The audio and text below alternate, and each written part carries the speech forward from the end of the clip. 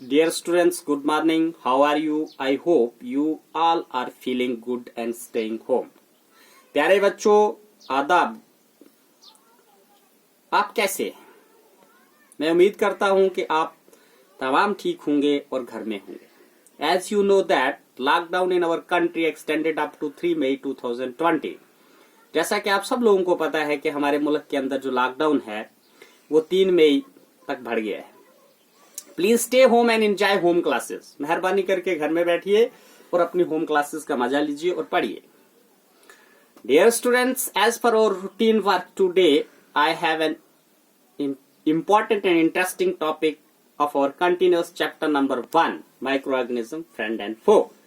तो प्यारे बच्चों, हमारे जो हम रूटीन में अपना हमारा काम करते हैं उसके तहत आज मेरे पास बहुत ही अहम और दिलचस्प टॉपिक है जो हमारा लेसन है microorganism friend and foe. Today's our topic is medicinal use of microorganism. तो आज का जो हमारा विषय है, टॉपिक है, वो है कि हम जरासीम दवाइयों के तौर पर किस तरह इस्तेमाल होते हैं। Dear students, whenever you fall ill the doctor may give you some antibiotic tablets, capsules और injection such as of penicillin. प्यारे बच्चों, जब कभी आप बीमार हो जाते हैं तो डॉक्टर आपको दवाइयां देते हैं, जैसे कैप्सूल, इंजेक्शन लगाते हैं, तो उसमें कॉमन जैसे पेनिसिलिन हो गई। The source of such medicines is micro organism. तो इन दवाइयों का जो सोर्स है, ये दवाइयां कहां से आती हैं? ये जरासीमों से बनती हैं। These medicines kill or stop the growth of disease causing microorganisms। तो ये जो दवाइयां हैं ये या तो खत्म कर देती हैं या उनकी जो हमारे जिस्म में बीमारियां पैदा करने वाले जरासीम बढ़ते हैं, उनकी जो ग्रोथ है ये उसको कम करती है। सच मेडिसिन्स आर कॉल्ड एंटीबायोटिक्स। तो ये दवाइयां जो हैं इनको हम एंटीबायोटिक्स बोलते हैं। तो एंटीबायोटिक्स क्या होता है? ऐसी मेडिसिन्स जो हमारे जिस्म के अंदर जो हिफाजती जो निजाम होता है, इम्यून सिस्टम जिसको हम बोलते हैं, उसको ताकतवर करने वाली दवाइयां होती हैं, उन्हें हम एंटीबायोटिक्स बोलते हैं। These days a number of antibiotics are being produced from bacteria and fungi। इन दिनों बड़ी किस्म की दवाइयां जो हैं वो जरासीमों से बनाई जा रही हैं, such as streptomycin, tetracycline and erythromycin are some of them। तो उनमें से कुछ दवाइयों के नाम ऐसे हैं जिनको हम स्ट्रेप्टोमाइसिन कहते हैं, टेट्रासाइक्लिन, तो एरिथ्रोमाइसिन कहते हैं। Dear students, a scientist namely Alexander Fleming in 1929 was working on a culture of disease causing bacteria। प्यारे बच्चों, एक साइंसदान जिसका नाम अलेक्जेंडर फ्लेमिंग था, वो 1929 में बीमारियां पैदा करने वाले जरासीमों पे काम कर रहे थे। Suddenly he found the spores of little green mould in one of his culture plate. तो अचानक उसने देखा कि जिस प्लेट में उसने अपना वो तैयार किया हुआ था मटेरियल, जिसपे वो बैक्टीरिया के बारे में स्टडी कर रहे थे, वहां एक हरे रंग का माउल्ड बन गया था, एक किस्म की फंगस बन गई थी जिसमें छोटे छोटे स्पोर्स यानी सुराख थे। He observed that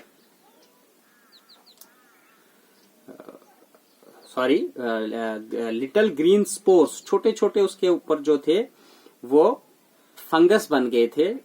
as you know that fungus, जैसे हम अगर रोटी रख लें या कोई सब्जी रख लें 1-2 दिन, तो उसके ऊपर एक व्हाइट टाइप की परत बन जाती है या ग्रीन कलर की, तो उसको हम क्या बोलते हैं? माउल्ड बोलते हैं।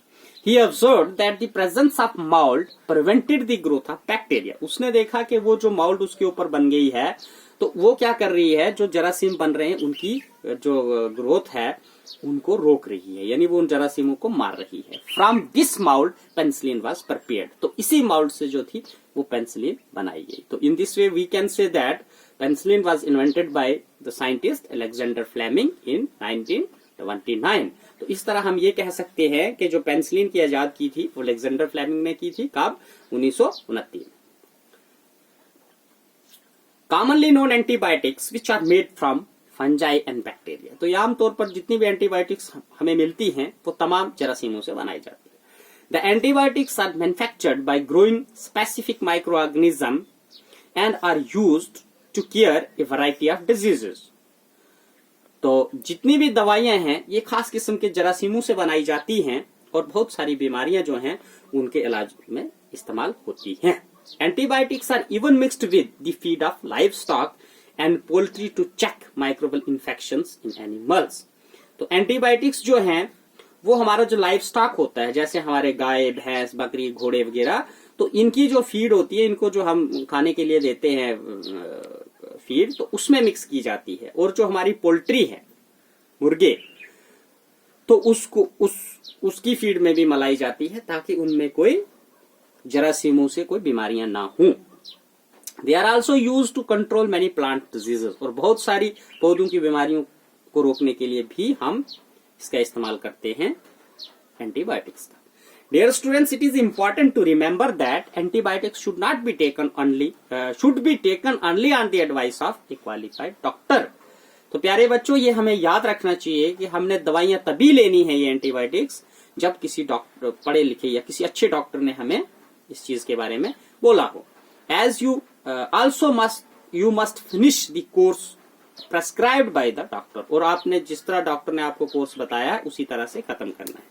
If you take antibiotics when not needed or in wrong dose, अगर आप दवाइयां तब ले लेते हैं जब आपको चाहिए नहीं हो या गलत ले लेते हैं, it may make the drug less effective when you might need it in future. तो अगर जब आपको ये फ्यूचर में ये दवाइयां लेनी होंगी तो तब इनका आपके ऊपर कोई असर नहीं होगा। Also antibiotics taken unnecessarily may kill the beneficial bacteria in the body. तो इसके अलावा अगर हम ऐसे ही खामखा में दवाई ले लेंगे तो हमारे जिस्म के अंदर जो हमारा इम्यून सिस्टम है या जो हमारे जिस्म को ठीक लगने वाले बैक्टीरिया हैं तो वो बेनिफिशियल फायदेमंद बैक्टीरिया जो है वो मर जाएंगे। Antibiotics however are not effective against cold and flu as these are caused by viruses. तो एंटीबायोटिक्स जो है वो हमारा जो, जैसे हमें जुकाम वगैरह बुखार हो जाता है तो उसके ऊपर जो है एंटीबायोटिक्स नहीं लगती है क्योंकि ये वायरसेस से होता है। एज यू नो दैट, प्यारे बच्चों, जैसे आपको पता है कि आजकल जो वायरस आया हुआ है कोरोना, तो इसका भी कोई इलाज नहीं है बिकॉज अभी तक इसके अगेंस्ट कोई भी ड्रग जो है वो बना नहीं है। तो इसी तरह जो हमारी एंटीबायोटिक्स है ये कॉमन जो हमें जुकाम वगैरह लगता है, जितनी भी वायरस से होने वाली डिजीजेस हैं उसके अगेंस्ट ये दवाइयां काम नहीं करती हैं। Dear students, as I repeat this again and again, kindly open your book while watching these videos. For this, kindly see page number 4 of your book.